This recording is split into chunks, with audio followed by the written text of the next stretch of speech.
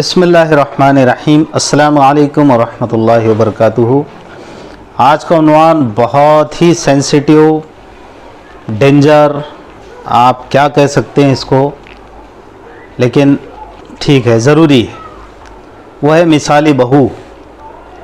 तो डेंजर इसलिए नहीं कि बहू का नाम आ गया, बहरहाल मिसाली बहू कहने के बाद मिसाली सास की भी उम्मीद की जा सकती है और करना भी चाहिए।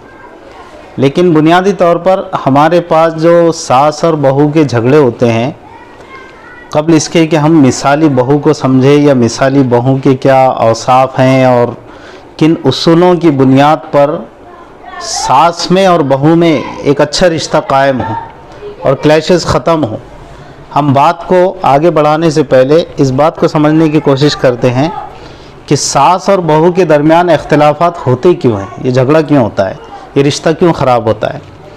इसकी कुछ वजूहात उलमा इकराम ने लिखी हैं और माहिरीन नफ्सियात ने लिखी है।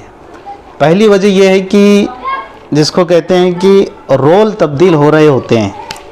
देखिए क्या होता है कि शादी से पहले बेटे का ताल्लुक़ 100% माँ ही से होता है और माँ ही से उसका राब्ता होता है, हर मशवरा माँ से लेता है, माँ के पास बैठता है।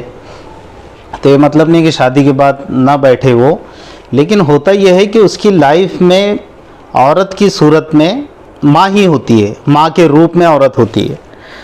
अब शादी के बाद औरत आई एक बीवी के रूप में भी, तो अब ये बेचारा एक तरफ माँ को भी देखना है और एक तरफ बीवी को भी देखना है और इसको बैलेंस करना है। उसको दोनों के अपने अपने हुकूक हैं, माँ के अपने हुकूक हैं, बहरहाल माँ के कदमों तले जन्नत है, लेकिन बीवी के भी अपने हुकूक है, उसके साथ इंसाफ करना है। किसी की बच्ची हमने लाई है इज़्ज़त व इकराम के साथ, तो उसको उसकी रिस्पेक्ट देना है, उसका मकाम देना है। तो होता यह है कि अब ये चूँकि दो ख़वातीन के दरमियान होता है बेचारा, तो ज़रा सा अब इसको अगर थोड़ा भी बैलेंस करना नहीं आया तो फिर ये होता है कि माँ ऐसा समझती है, अगर वो बीवी की तरफ झुकता है तो माँ समझती है कि अब बेटा मेरे हाथ से चला गया, और अगर वो माँ की तरफ झुका रहता है, झुका इन द सेंस मतलब कुछ ज़्यादा ही, यानी बीवी के हुकूक अगर जिससे डैमेज हो, तो वरना तो माँ है भाई, तो बीवी के हुकूक अगर जिससे डैमेज हो और वो माँ की तरफ कुछ ज़्यादा ही, यानी बीवी का हक मार कर उससे अटैच हो रहा हो, तो उस सूरत में बीवी को अच्छा नहीं लगता है। तो फिर अब दोनों एक तरह से, ये बेटा बीच में फंस गया बेचारा, और इधर से माँ है और इधर से बीवी है, तो ये भी एक वजह बनती है। दूसरी वजह है competing for primary position in family. निकाह से पहले ये होता है कि बेटे पर 100% माँ ही की चलती है और फैसले माँ लेती है, और बेटे को क्या करना है क्या नहीं करना है, और वो मशवरा जब बेटा लेता है तो माँ ही से लेता है और माँ फिर उसको फाइनल करती है। लेकिन अब शादी के बाद उसको बीवी को भी कॉन्फिडेंस में लेना है और बीवी से भी मशवरा करना है। तो फिर अब माँ जब ये देखती है कि अब तो ये जनाब बीवी से भी मशवरा ले रहे हैं, और बाज़ दफ़ा ऐसा भी होता है कि बीवी का मशवरा काबिल अमल होता है तो बंदा उस पर अमल कर लेता है, तो फिर माँ को ज़रा ये बात जमती नहीं है, तो ये भी एक तरह का क्लैश पैदा करता है। देखिए अभी सिर्फ हम रीज़न्स पे बात कर रहे हैं, कौन सही कौन गलत इस पर बात नहीं कर रहे हैं। पहले समझने की कोशिश करें कि सास बहू का रिश्ता बिगड़ता क्यों है। तीसरी वजह जो लिखी है कि बाज़ औक़ात ये होता है कि सास छोटी छोटी बातों में इंटरफेयर करती है मियाँ बीवी के दरमियान। मियाँ बीवी आपस में अगर बात भी कर रहे हो, हंस रहे हो, बोल रहे हो, घूमने जा रहे हो, कहीं जा रहे हो, आ रहे हो, तो सास को छोटी छोटी बातों में इंटरफेयर करने की आदत पड़ जाती है। बल्कि आदत ही नहीं पड़ती, शादी के बाद अक्सर ये होता है कि सासें बराबर इंटरफेयर करती है।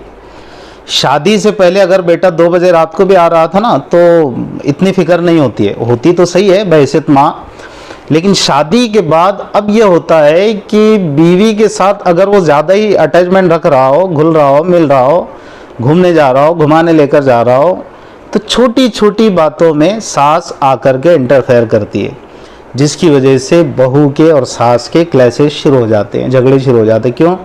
इसलिए कि बहू को ये चीज़ अच्छी नहीं लगती है कि भाई मैं और मेरा मियाँ जब बातचीत कर रहे हैं, हंस रहे हैं, बोल रहे हैं, घूम रहे हैं वगैरह वगैरह, ये हम कुछ बात कर रहे होते हैं प्राइवेसी में, तो अम्मा आ जाते हैं और फिर अम्मा आकर के इंटरफेयर करते हैं। फिर से मैं कह रहा हूँ, कौन सही कौन गलत पर बात नहीं चल रही, सिर्फ एक एनालिसिस चल रहा है, एक तज्जिया चल रहा है। बहरहाल चौथी वजह, कई मरतबा ऐसा भी होता है कि दोनों को एक दूसरे से हाई एक्सपेक्टेशंस हो जाती है, यानी सास बहू से कुछ ज़्यादा ही उम्मीदें लगा लेती है और बहू सास से कुछ ज़्यादा उम्मीदें लगा लेती है, और इतनी उम्मीदें होती हैं कि दोनों भी एक दूसरे की उम्मीदों पर उतरते नहीं हैं। तो फिर जाहिर सी बात है, झगड़े शुरू होना एक फितरी अम्र है। तो ये एक चौथी वजह जो उलमा ने लिखी है। पांचवी वजह लिखी है कि कई मरतबा इस बात पर भी आपस में खींचातानी शुरू हो जाती है कि बीवी चाहती है कि खाविंद सारा का सारा मुझी से मोहब्बत करे, और माँ चाहती है कि नहीं, जैसे शादी से पहले सारा का सारा बेटा मेरा ही था, ये इसी तरह मेरा ही रहे। और ये चीज़ें आपस में एक दूसरे के साथ बदमज़गी का सबब बन जाती है। तो फिर एक क्लैश शुरू होता है, एक झगड़ा शुरू होता है। ये पांचवी चीज़, जो पांचवा रीज़न और पांचवी वजह और सबब लिखा हुआ है, अहले इल्म ने ये लिखा है। इन 5 वजूहात की बुनियाद पर आम तौर से जो हमारा माशरा है ना, हमारे माशरे में इन 5 वजूहात की बुनियाद पर सास और बहू के रिश्ते ख़राब हो जाते हैं। अब इन रिश्तों को सुधारा कैसे जाए, इन रिश्तों को दुरुस्त कैसे किया जाए, उसके भी उलमा इकराम ने चंद उसूल लिखे हैं। वो इंशाअल्लाह ताला ये सीरीज़ चुके चल रही है कंटिन्यू ख़वातीन के लिए। तो अगली जो एपिसोड जो अगले आएंगे, अगली किस्तें आएंगी, उसमें हम इंशाअल्लाह ताला बितफसील उसको बयान करेंगे। लेकिन इसके बाद वाली जो वीडियो है, एपिसोड है इसके बाद वाला, उसमें हम बहू की अक़साम बयान करने जा रहे हैं कि बहू की कितने किस्में हैं और कितने टाइप्स की बहू होती है।